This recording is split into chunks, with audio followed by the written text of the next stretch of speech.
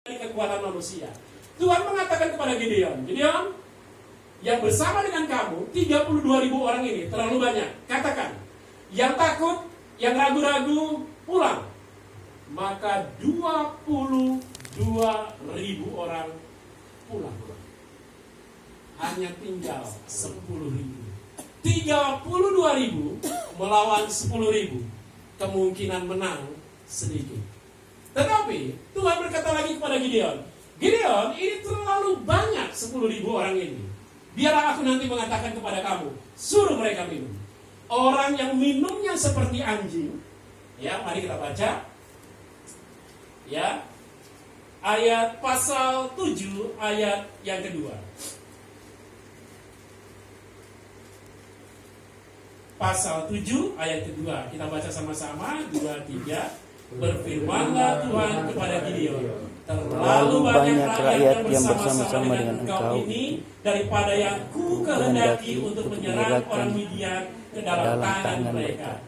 Jangan-jangan orang Israel memegang diri terhadap aku sambil berkata, tanganku sendirilah yang menyelamatkan aku. Ini makanya Tuhan mengatakan, Gideon, suruh mereka untuk minum. Di sungai itu mereka minum. Orang yang minum seperti anjing, langsung mereka duduk dan minum. Itu jangan dipilih. Tapi orang yang berlutut dan mengambil air, itu pilih orang tersebut. Ternyata jumlahnya hanya 300 orang. 32.000 lawan 300 orang. Di seluruh peperangan tidak mungkin ada kemenangan. Karena itu yang bisa kita pelajari. Tapi kenyataannya memang menang mereka. Karena itu yang kita pelajari adalah kemenangan yang sejati datangnya dari Tuhan, bukan dari manusia. Karena itu Tuhan mengatakan, ini terlalu banyak, nanti mereka sombong. Kalau mereka bisa menang, ya terang saja mereka bisa menang, karena jumlah mereka banyak. Tapi coba, kalau jumlahnya hanya 300 orang, bisa nggak mereka menang? Dan ketika 300 orang ini bisa menang, mereka baru percaya bahwa Tuhan menyertai mereka. Yang keempat, yang bisa kita pelajari dari Gideon, ketaatan dan keberanian dalam menjalankan perintah Tuhan. Ketaatan dan keberanian dibutuhkan dalam menjalankan perintah Tuhan. Perintah Tuhan kepada Gideon. Gideon, hanya 300 orang saja. Gideon harus taat. Tapi tidak menggunakan panah. Tapi tidak menggunakan lembing.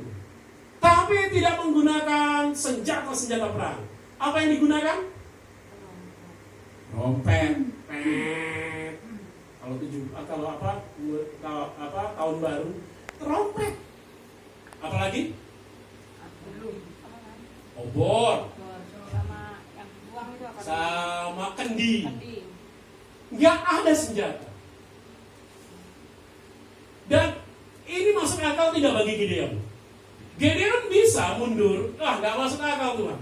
32.000 dengan senjata lengkap dilawan dengan obor, kendi, dan trompet. Nggak masuk akal. Tapi firman Tuhan, perintah Tuhan harus taat dan berani. Berani tidak Gideon melangkah untuk melakukannya. Kalau Gideon tidak berani, apa yang terjadi? Ya tidak terjadi kemenangan. Kalau tidak melangkah, apa yang terjadi? Tidak terjadi kemenangan. Kalau tidak taat, apa yang terjadi? Tidak jadi kemenangan. Karena itu Bapak Ibu yang terkasih dalam Tuhan, dalam menjalankan perintah Tuhan, ada dua hal yang dibutuhkan.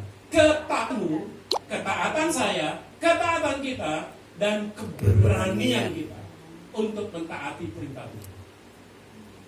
Perintah Tuhan, dan kita harus berani melakukannya. Banyak orang yang tidak berani untuk keluar dan melakukan perintah Tuhan.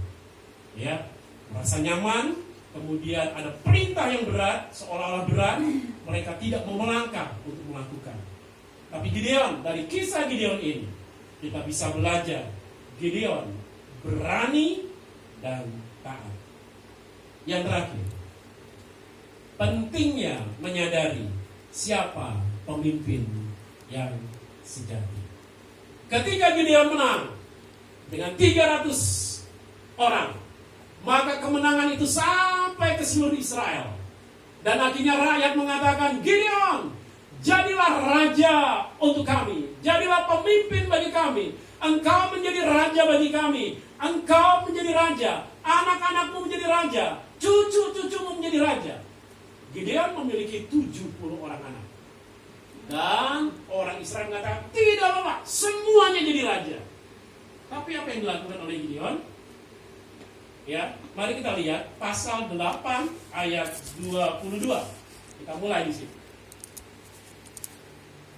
Pasal 8 ayat 22 berkata, kemudian berkatalah orang Israel kepada Gideon, biarlah engkau memerintah kami, baik engkau, baik anakmu, maupun cucumu, sebab engkaulah yang menyelamatkan kami dari tangan orang Gideon.